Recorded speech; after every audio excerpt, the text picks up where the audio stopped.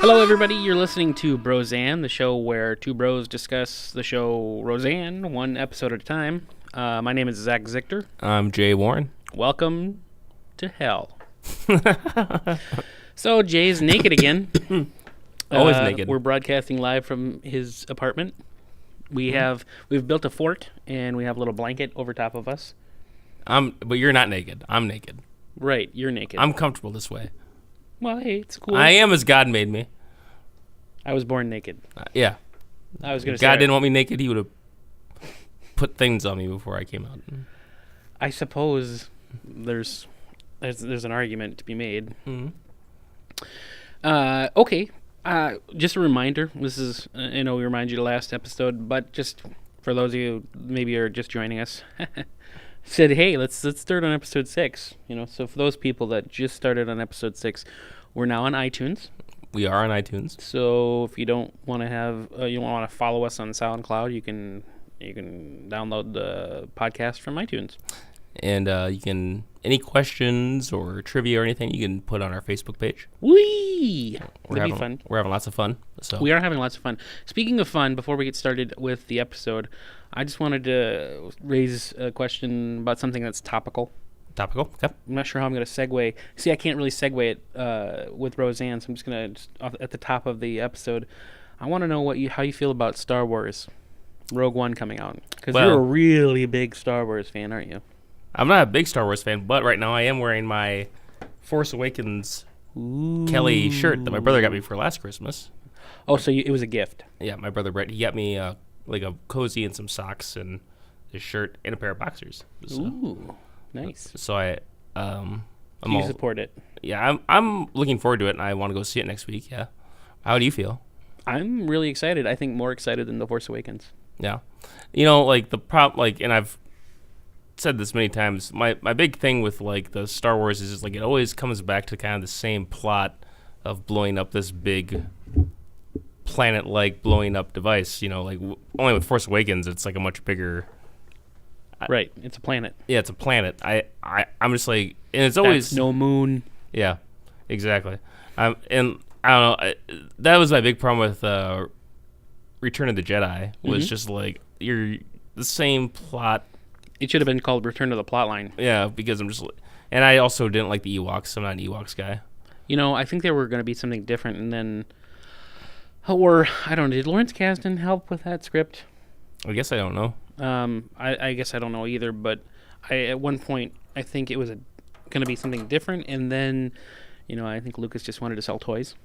Yeah, which is smart on his part because he made a bunch of money. Oh, sure. That guy is never going to want for anything. Mm-hmm. Except to make a good movie again. Which he talked about, like, after all the prequels were out, that like he just knew that no one would ever, because he had a movie called, I can't remember what it was called. It was like about pilots though. Red Tails. Red Tails, is that the name of it? And like it was during that time where he's just like, it doesn't matter what I do, no one's gonna like whatever I do ever again. And I'm like, well, fanboys are pretty unforgiving, but maybe you should just make a good movie. Like, you did it 3 times before, like. Well, and we could get a lot of hate, but I think it's maybe in vogue to diss Lucas now. Oh, especially after those movies came out. Yeah. Yeah, but what I think, based on the behind the scenes for the original series, you see all the problems that the original 1977 release of A New Hope wasn't even called A New Hope at that point. It was just called Star Wars. Mm-hmm. There were so many problems. They were originally going to have like a disco score. A lot of the film editors had to do a ton of stuff just to make certain scenes work. So I don't know if he's ever been like a genius. He's always been a good creator. I mean, he created Indiana Jones. He created Star Wars. He's had a lot of good ideas. Mm-hmm.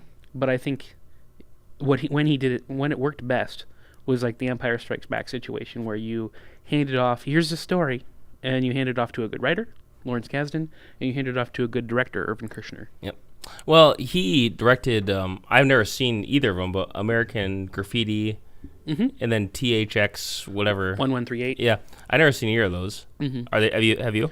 I have seen THX 1138, and both of them are very, very slow. But again, probably for the time, it probably wasn't super slow. American Graffiti is a little bit like Can't Hardly Wait, or Can't Hardly Wait is a little bit like American Graffiti, but much quicker paced. Okay. But American Graffiti has Harrison Ford as a young teenager. What's THX 1138 about? It's a dystopian type, futuristic movie where I think is it Robert Duvall? Some famous guy who wasn't as necessarily as famous at the time. Maybe he was. Who knows? They were living in this like white cell. It was just, I don't know. It was what life future was like, and he tried to escape this, I guess, compound. Okay. I think that's what it was. And I think the end of the movie is where he climbs these steps and finally gets out of this. I guess I don't want to say it's a prison because that's where everyone lived. It's just what society was, but was able to kind of go off into, I don't want to say in the sunset either, but just away from the confines of the building. I don't know. Okay. Complex. What word am I looking for? I think Compound yeah. is the word. Yeah. Yeah. Anyway, so George Lucas. Yeah, we were talking. I just wanted to talk a little bit about Star Wars before we get into Roseanne, because everybody who loves Roseanne also loves Star Wars because they're human beings. Yeah. Well, and if you don't like either of those things, I don't know what you'd be listening to this podcast anymore for. You'd Correct. probably would have given up once we said Star Wars. You're like, I don't like Roseanne. I don't like Star Wars. I'm done. Correct. Okay, well, this episode, before we get started, before we hit play on the episode, is called Lover's Lane. Mm-hmm. And based on that, just that title alone, I would assume it'd be a lot of making out with like an overlook of a town, but that's not really what it's about. No, it's not. What is the episode about, Zeke?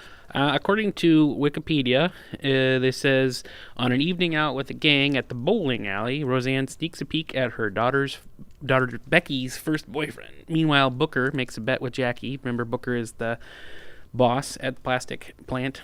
Mm-hmm. Makes a bet with Jackie for very high stakes. If he wins, she'll have to spend the night with him. Yep. Now, well, why don't we start the episode and we'll start talking here a little bit. Sure. Um, You ever had that happen to you? No. You've never gone bowling? I have. Do you like to bowl? I do like to bowl. I don't. Are you good at bowling? No. The Me answer neither. is no. I'm horrible at bowling. So what's your high score? Probably something low 100. Like 107 maybe. 107? Yeah. Okay. I'm much better at Wii bowling. I'm really good at Wii bowling. Yeah, you were talking about that. You love the Wii. It's fun. I think my high score is maybe like 140, but that's very rare that I get that high. Yeah. Usually it's just right around 100, 110, 120. Did your family go out bowling a lot together when you were kids? I don't know if my family did. I mean, I know we went a few times, but there was times that I went with like the school, maybe for like a school field project, and a field trip, or something like that. Mostly in college. Yeah. There's been a few Christmas parties, and I'm just so bad at it. I'm so bad at bowling. I just don't have the coordination, I guess. Yeah, I don't know what it is. I mean, you gotta find, and maybe you share a little bit with Roseanne. Roseanne is terrible, apparently. Mm-hmm. Yeah. She kind of throws it down there. I think if you try, you could figure out a way. It's clear that Roseanne doesn't even try in this episode. And she more joins the experience just going to the bowling alley, I think. Right. She's there to drink beer, drink sodas, mock her friends, yeah. Mm-hmm. Which I can, like, that's fun to me. Like, I could get behind that, like mocking people and drinking. Oh, mocking people is great. Yeah. Mocking people is great. Mm. So you've never really. Is that you? I mean, when you go to the bowling alley, I'm you just the type of person usually that just ashamed about how bad I am. Trying to. So you don't get a lot of turkeys? Yeah, go get other people to bowl for me. Mm-hmm. Go throw it for me. You can do it. You can do it. My legs hurt. Just. You don't see. Did you give up right away, or did you like go through the process? Did you say, "Oh, maybe it's the ball. It's too heavy. It's too light. I'm not holding my hand right." Did you do all that stuff? I really do think it is how I hold my hand. But like I don't know. Like I said, I'm just weird. It's hard for me to. It's not fun to do for me, I guess. Also, I'm also just not like a competitive person. Mm-hmm. I don't have like that. I need to beat somebody in some game sort of thing. So well, I'm less competitive. Oh, you're less competitive. Are you the least competitive? I'm the most apathetic. Well, I'm even more apathetic. Okay. You're good at this.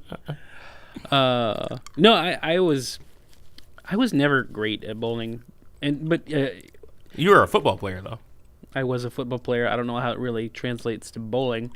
because you were like, "Fuck bowling." It's the one sport where you're supposed to throw underhand. I'm Zach the Attack. I'm great at this. Yeah, I was never called Zack Attack. No, No, that wasn't perfect. Why didn't they call you Zach Attack?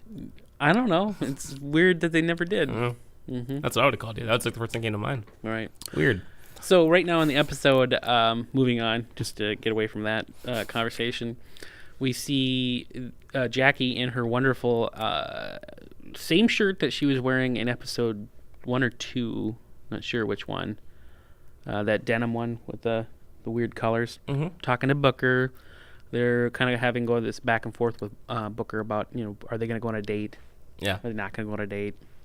Why don't you come bowling with us? And Roseanne's making these weird Mm-hmm. gestures.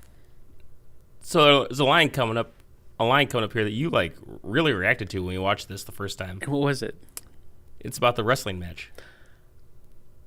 Okay, yeah, that's the so they have this bowling thing set up. They're gonna go down there, but Dean doesn't really want to go because he wants to watch wrestling. Well, no, he's excited that if they go in time, that they'll get back for the wrestling match. Right? And who's wrestling? I don't know. The human snake versus the human clam. And I wish there was a way to like. I have never seen you make that face. You're just like, you gave me you looked at me like, did they really just say that? You were taken back. I think he was joking. I don't think there really was a match between the human snake and the human clam. But at the end of the match, that's what they're talking about, though. Really? Yeah. It sounded like a double entendre. I think it's supposed to be, but I think that's who's actually wrestling. Oh, Snake Man versus Human Clam. That's what it was. Stick Man? Snake Man. Snake Man. I think it was Snake Man. Yeah, Snake Man versus the Human Clam. Yeah, weird. And then another one comes up where he's just about talking about his what's going through his hand, and she's like, "Why waste it on bowling?" That was another one. You're like, "Ooh, this is risky." It's definitely they're frisky for sure. Oh, Mm-hmm. Let's talk a little bit about fashion. okay. A little bit about style. Let's talk about style for a while. Mm. This shirt that she's wearing, I feel as though it would be something that maybe my mom or stepmom would have wore in the past. Okay. It's something you don't tuck it in. It's button up, and it's got this. It almost has Native American hints of like a Native American style to it. I could see the kind of the geometric shapes. Yeah. That's what you're saying. That was definitely a style in the mid '80s. Mm-hmm. Definitely in the Midwest. Yeah, I don't know if that'd be in style other places, but yeah. So is that half Western in a way? I would say the way that she has things just on the shoulders and the rest of the shirt's just a different color. Mm-hmm. I'd say that's definitely a Western style. Yeah. It's also is that a teal or an aqua? Yeah, a teal or an aqua or a turquoise, if you will. Yeah, turquoise. Nice. That's what my mood rings color is. Mm-hmm. To continue this talk about style for a while, Becky's outfit is really interesting. She looks like a hipster. Yeah, she does. She looks like a hipster from maybe 2012. Yep. She's got this blue sweatshirt. I swear, there's a guy named Andrew. I'm gonna say Blighty, Andrew Blighty, who wore a sweater like that. Yeah. Just really odd. And then she's got a button-up shirt. There's flowers and huge hoop earrings. Why is she dressed up? Who's she meeting tonight? Well, because as the season 1, episode 6 synopsis pointed out, Roseanne sneaks a peek at her daughter Becky's first boyfriend because her boyfriend works at the bowling alley. Mm-hmm. Everybody in this family has something going on at this bowling alley. Oh yeah. Mm-hmm. And I don't know. Did you? I don't know if I know I did for a certain point, but was there ever a point where you're embarrassed to be seen with your parents? I don't know if I was ever embarrassed. Mostly scared, scared to be seen with your parents because people are like, oh, you're with your mom and Not pa, to be huh? seen with. Yeah. Just, whenever they came home, it's like, oh, what did I do? Forgot to do this, You- forgot to do that. You were a misbehaved child. You were a bad kid. Wasn't a misbehave, just didn't do the chores I was supposed to. Yeah. The stuff You- that could wait. Yeah, you grew up on a farm, so there's always a bunch of chores. There was always a bunch of there was always a bunch of chores to do. My dad would have a list, and he would list it 1 through 10, and then he'd start like thinking of other things, and it'd go 0, -1, -2, -3. Just these, because he wanted to do them in chronological order. Yeah, yeah. He never got to the point where he would rewrite the list. He'd just try to write, like if there was something between 2 and 3, he'd put like 2.5 and try to write it between those. He'd write in the margins and put an arrow. The older you get, how much more do you realize that you're like your dad? Not at all. You're not like your dad at all. You don't think so? No. I mean, physically, I'm a big guy, but other than that, No. Okay. I mean, I think I've met your dad once or twice, sure. and he seemed friendly but quiet, kind of like you are to strangers. To strangers, yeah. Friendly but quiet. Sure. That sounds logical. Yeah. I don't know. That would be unlike Roseanne, who is probably obnoxious to anybody Yeah, she meets. Yeah, I think that she is equally obnoxious to everyone, even people she likes. She's Right. Yeah. So now we're at that bowling scene. But before we get to talking about the bowling scene, I want to talk a little bit more about style. Okay. Well, I guess it is about the bowling scene. They're talking about their shoes. Mm-hmm. And I found it interesting that Booker brought his own pair. Mm-hmm. Do you know people like that? So when I was in PE in high school, there was a kid, and I don't know what any of this served. He did bring it, like we had to go to a bowling segment, so we would carpool to the bowling alley for PE, and then we were the nerdy kids in school, so we always had to ride the PE teacher because we didn't know anybody who'd drive or anybody would have us, so we had to ride there with the PE teacher. Sure. And he always had, not only did he have his own shoes, his own bowling shoes, but he also had this little glove that he always wore. Oh, my brother had a glove like that Yeah. too. That's awesome. And everybody, like, he got me, to his credit, he stuck by it. Like, we had to be there for like a week or two, and he always wore it. And everybody, like, what is, like, he got so much flack. And he never just stopped wearing it. I'm just like, apparently he thought it was cool and thought other people would think it was cool. Like a Michael Jackson sort of thing. And, it helps with it adds on at least 5 to 10 points. yeah. And he never took it off. That kid's name was Justin. Did he have his own ball? No, he didn't have his own ball. I don't think so. I don't know. Him and I were like sort of friends in as much as that we were both like, if we were ever like in a class together, we were part of the nerdy kids, Right. dorky kids maybe is a better term. But so we got put together a lot on stuff. Sure. So is that a fashion thing? Like I mean, I guess it's an accessory thing to. Yeah. I mean, Well, I think to him it was a fashion thing. sure. So let's kind of continue this fashion conversation because we talked about Roseanne's shirts. We talked about Becky's outfit, which is really 80s. Her hair was all poofy and stuff. We talked about George Clooney's shoes. Can we talk about Jackie's pants? Her pants were so high. They rode so high. I think like just below her bra. I'm sure. That's how Shit. high. That's how the waist was. We're about to see her. Oh yeah, those are some high pants there. When did that stop happening? I don't know. Was that a mid 90s thing? I would say so. I'd say probably like you get to the early mid '90s. People were done with the pants at the waist. But was that before or after they rolled them? You remember people rolling their pants? Oh, I remember my brother rolling his pant cuffs, and he's 7 years older than I am. Mm-hmm. So I don't know, like mid '80s, like late '80s, early '90s. Okay, so maybe it's possible that someone here could be rolling theirs. Huh? Jackie's also wearing suspenders. Suspenders. Oh my goodness! Wow. Yeah, it was a different time. I guess so. Yeah. I don't know how But- she'd have any trouble keeping those up. You know, I kind of wonder what the order of the episodes was shot in, because like, Oh, I know where you're going with this. because her hair changes a lot. Yeah. And, you know, like, I think that, like, you know, they'll shoot the episodes in a certain way, but, like, when they start airing, they'll be like, well, this episode's funnier, so to keep people watching, you have to change around the order a little bit. Yeah. And that's what I don't like. Why season ones of shows are such a mixed batch. Well, I don't know if it was last episode, because last episode we talked about Booker and Jackie kind of not going at it, but flirting a little bit at the plant. But I think this episode her hair was all poofy and big at the plant, and now it's straight and not poofy at all. Yeah, and this is obviously like a completely different set too that they're shooting on. Like Right, so maybe they had to. I wonder if she just had it that way and then she switched it and. Huh. There's Roseanne just didn't even look down the lane and just throws the ball. Not even near. You have those people at a bowling alley and they're like Roseanne, maybe Jay, I don't know. They won't let go of the ball until the arch is already up past like their waist. So you hear this big thud, and what's even funnier is that they'll drop it before. It won't even drop on the lane. It'll drop before the lane. And that's what Roseanne just did.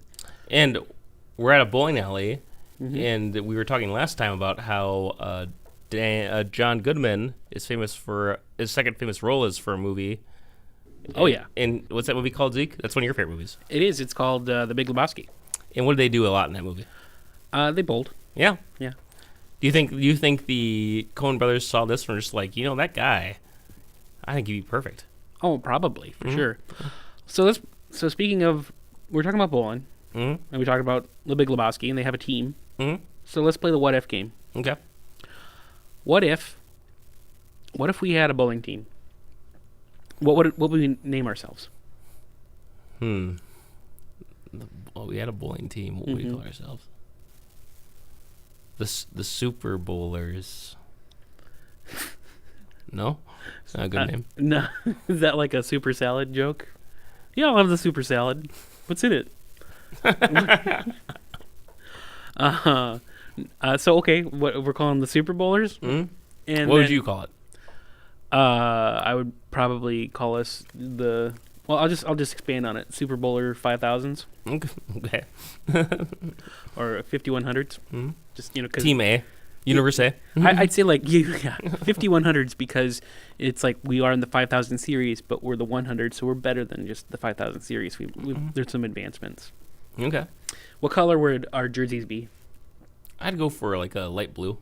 Light blue. Okay, I can dig that. Almost like a robin's egg blue. Not that light. So what kind of blue? Like a light blue, but not robin's egg blue. Could you give me the CMYK value or the RGB value? No, I couldn't do that. Oh, wow. How will people know? Speaking of the Big Lebowski, would we give a shit about the rules? We would totally give a shit about the rules. I say that at work like any chance I get. Am I the only one who gives a shit about the rules? So we're back with the scene between Booker and Jackie, and they're trying to what's the word? Does he have a rip in his pants? Or I don't know. Like that's the other thing. Was like, okay, so this kid that we're gonna see, this Becky's potential boyfriend. Oh right, yeah. Do you recognize him from anything else? I do. What do you think he's from? He is from. A movie with Rick Moranis. Give me a hint. I totally recognize him, but I can't remember who else is in that movie. But Rick Moranis is the big thing. Rick Moranis plays a scientist. Okay. That comes up with a shrinking ray. Oh, honey, I made a movie where kids are small. That's the long title, yes. Right. That's the title in India. Subtitle, Honey, You Shrunk the Kids. Yep. That's what he's from. He plays the little brother neighbor. Yeah, and he ends up like getting the girl. Yeah. Yeah, he doesn't. He doesn't. He's older. He's the younger kid. He's the younger kid. Does he ride an ant? He rides the ant. Okay, yeah. I definitely recognize him. I know that he's been in probably a bunch of stuff from like the late 80s, but that's the one thing I remember him from. So I was talking about, just quickly to touch on what I was mentioning about George Clooney. He turns around. They were trying to distract him while he was bowling. And you saw those little tags. I don't know if that's a thing that still happens with, is it Levi's? And there's little red things on your pocket. Okay, yep. Did that go away for a while? I don't know. Is that still a thing? I don't know. I guess I haven't had a pair of Levi's since probably the show was out. Gotcha. Yeah. So now the scene, we're at the, I don't know what they serve. She's getting a pretzel. Roseanna's getting a pretzel. Yep. And she's And- pretending not to know her own daughter. Right. So that's kind of cool. Yeah. I'm surprised that Roseanne would actually do that. Hmm. I think one thing that about at least the character Roseanne is that she always knew what it was like to be young. Mhm. She remembered what it was like to be that age. So that's why she's kind of looking out for her daughter while still simultaneously making her. Uncomfortable. Yeah. I don't know. I don't remember ever a time where I was embarrassed to be seeing my parents. Like, I was the last of 3 kids, so like you just ended up going out to eat with them a lot and going out to places with them a lot. Right. You know. And there was a time when like once I was kind of allowed a little bit more freedom, I didn't went on my own a lot. But there was never. I don't think there was ever a time where I was like I didn't want to be seen with them. Right. I never really understood kids like that. Like I guess like maybe unless like you're I think some parents, are embarrassing. yeah, they're embarrassing. I don't think I was ever embarrassed, or I didn't want them to be around because of them just being embarrassed of them, but maybe because they would try to embarrass me. Yeah. And it wouldn't be one of those things where like, oh, get out of here, you're my parents. It was more like, oh crap, what are they gonna say now? Mm-hmm. There was one time. Never mind. I've been thinking recently maybe I divulged too much of my own personal history. I don't want to throw my parents under the bus. But Oh sure, yeah. sure. But there are times like when like parents, you know, like they say things that you're just like maybe you shouldn't say this in public. Yeah. If for your own sake, maybe you should maybe save it till we're in the car, you know. Mhm. And that doesn't just stay to your parents, but for anybody, you know, like hey, maybe not everybody needs to know what you're thinking right now. Right, and not everyone needs to know about that mole that you showed me earlier. Yeah, right. The mole. Mhm. You know? Oh You didn't want to know about the mole? no, I'm saying you. It was I okay sh- that you I showed me, but I shouldn't have told people about it just You now. shouldn't have met it on the yes. We're gonna have to edit that out. Yeah, which you won't do. That's right. So anybody, if moles are weird, if you know what a weird mole looks like, popped up overnight Yeah, it's not so much that it's the mole isn't weird; it's the placement. inside the butt crack. Yeah, I know it's weird. Why did I was gonna let people? Whoa, if that's weird, Rob, if that's weird, let us know. you know he's gonna call in, No, he was gonna call in anyway. Now we gave him a reason. So right? To anybody who is interested in calling in, I realize this is a podcast, but if you ever want to send us a quote unquote voicemail, we'll play it. Mm-hmm. We'll bleep all your swear words. Yep. Oh no, we won't. You cuss, people are gonna hear. Oh, You right. be held accountable for your cussing. Gotcha. So, back to this scene where they're bowling. You know, of the 2 different sets that were hanging out at the bowling alley. Mhm. Booker and Well, Jackie. Yep. What do you think of that bet? What is the bet? Well, your, if- your understanding of the bet. Booker has a higher score than Jackie, she has to spend the night at his place. Mm-hmm. And if she has a higher score than him, he has to come over and clean her bathroom or something. Right. Yeah. And I think how did it turn out? He did win, Mm-hmm. but he kind of played it. He said, Not on a bet. "Yeah, not tonight, not on a bet." Yeah. So, I think that was maybe in response to what she was saying earlier, either in the episode or the previous episode, where, oh, Booker, you're just trying to, you know, you're coming on to me. He's like, no, I'm not coming on to you. I actually want to, you know, he didn't say I actually want to date you, but he was basically saying my intentions are noble. Paraphrasing. Mm-hmm. Mm-hmm. This coda is fun. Yeah. It looks like they're having like and she said like there's a little intro on this particular file that we're watching. There was a little intro where she said this is like one of the first episodes that she was just having a good time. Like Well, yeah, she got to do more physical things, not just delivering lines. Mhm. Right now, as the episode ends, Dan and Roseanne are having kind of a wrestling match. Mhm. Mostly she's just giggling, and Mhm. Dan is assaulting her. assaulting her. Yeah, this podcast does not condone domestic abuse. No. No matter how fake it might be. It's not cool. It is not. So what are your thoughts on that episode, Zach? Thank you for using my real name, Mm-hmm. because that is my real name. My thoughts are, I have positive to quite positive feelings towards this episode. I think it's interesting because as a young kid, I was like, oh, relationships, ooh, bets, about you probably never thought as a kid you would never get in that situation where you would bet someone that if you won something, you would have them spend the night. And maybe that's not what I'm thinking about, but as a kid, it would be interesting, to have a kiss or something like that. If I win this game of bowling, you have to kiss me, or we have to go on a date or something. Mm-hmm. I don't think that ever really happens in real life. Yeah, I don't think that's a good way to start a relationship. Probably not. But this is the first episode that we see Becky's first boyfriend, Mm-hmm.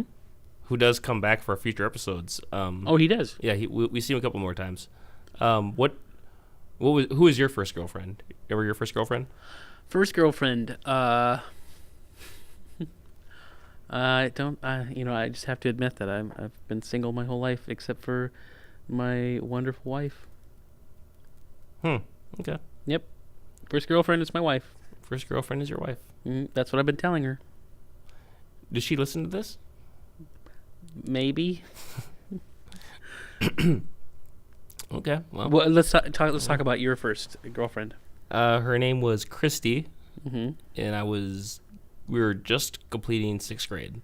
Mm-hmm. The two of you, like everyone else in the class, had already completed, but you guys were held back during the summer. No, And it was like this weird. we were all completing. Our whole 6th grade class was about to graduate. Oh, so it wasn't just you. Okay. And it wasn't just me. Go on.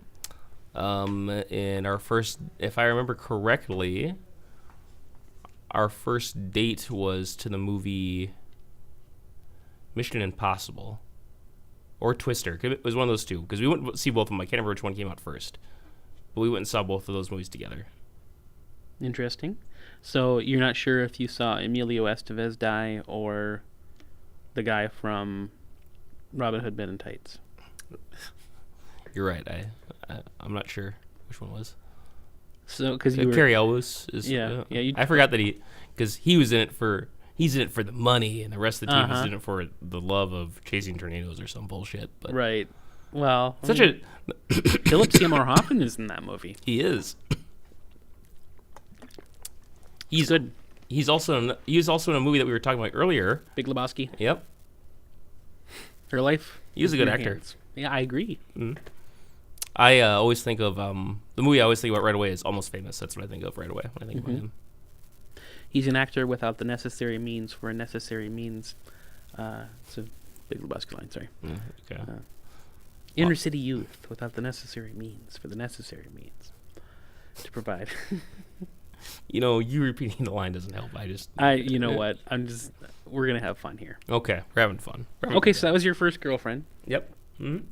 and your second. My second girlfriend. This is a new podcast.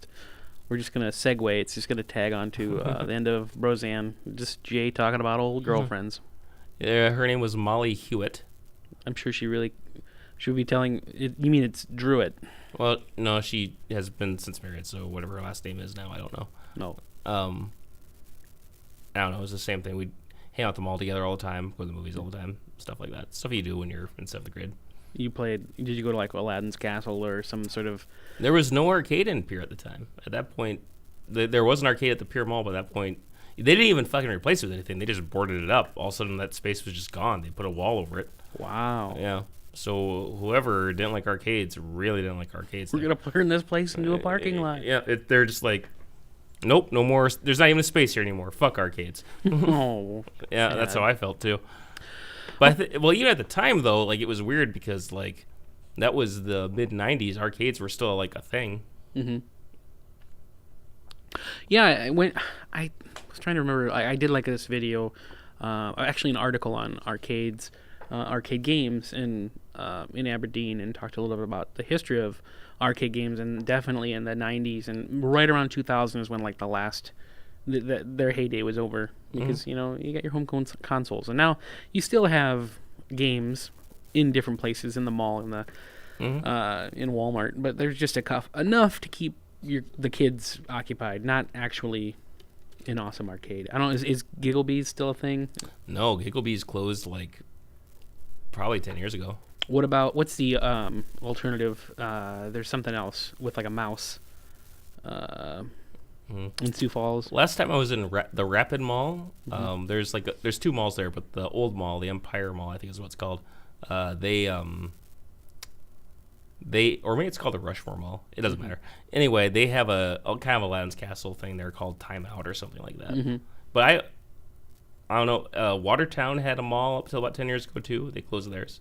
Sure. Or an arcade. I don't know. The arcade just must be not a thing anymore. Like you must have something else like going on. Like you have to. Oh, you know what you're thinking of is Chuck E. Cheese. Chuck E. Cheese. Yeah, that's what I was thinking. Yeah. Yeah. And is that still around? There's one in Rapid. Yeah. Other than that, you have to go to a big city where there's like a Dave and Buster's or something. Yeah. One of the last times I was home, my nieces wanted to go to Chuck E. Cheese, and we were gonna go out to eat, but I don't know if they were in the care of my parents, their grandparents that night, so Sure. I don't think we ended up going. But Okay. So what would you rate this episode on a scale of 1 to 10 or 1 to 5 sweaty bowling shoes? 1 to 5 sweaty bowling shoes. Probably a 3 sweaty bowling shoes. Yeah. Okay. I know this wasn't in the episode because but I'm guaranteeing that somewhere off screen, in the imagination of the writer, someone was wearing one of those sweaty bowling gloves, and I'm gonna say about 3 out of 5 sweaty bowling gloves. Yeah. So that's where I'm at. Okay. Bowling gloves. Yeah. Just to come full circle with your story earlier. But anyway, I think that kind of wraps it up for episode 6 of Roseanne. Make sure you check us out on iTunes, give us a like on Facebook, follow us on SoundCloud, and share us with your friends. Yeah, we're having good times over here at Roseanne. It's should be fun, and feel free to send in. Last time we asked you to send in your favorite Christmas song. Now I want you to send in maybe your favorite Christmas movies that you think Dan, Roseanne, or Jackie. This is building to something. We will come back to this later. Yeah, because we're gonna do a Christmas episode that's not actually coinciding with an episode, so you can connect or you can contribute to those lists, and we'll talk about that at that Christmas episode. What do you think their favorite? I would say Roseanne's favorite Christmas movie is probably It's a Wonderful Life. Wow. You think she'd be okay with how long that movie is? She talks about. There are Christmas episodes later where she talks about it. That's then you have information that I don't have. Yeah. What do you think Dan's is? Dan's is probably just The Big Lebowski. I know it's not Christmas, but he just really likes it. Just likes himself on screen. I was gonna say Dan's is either Lethal Weapon or Die Hard. Oh yeah, definitely. Those two are great. They're probably gonna make the top 5 unless people come in with better ideas. What about Jackie? What do you think about Jackie?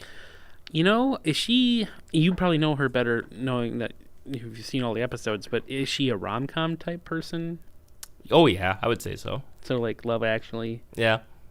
Okay. That's a good guess. I would say DJ's is probably Home Alone. Yeah. Just because he can relate. He's like, yeah, I'm little. Right. And I like Micro Machines. Yeah. Miracle on 34th Street. Is that more of a Roseanne thing? Which version? The original, black and white. Oh, that's probably more Roseanne thing. Yeah. Okay. All right. Well, thanks for listening, and we'll see you next week. Have a good week. Peace.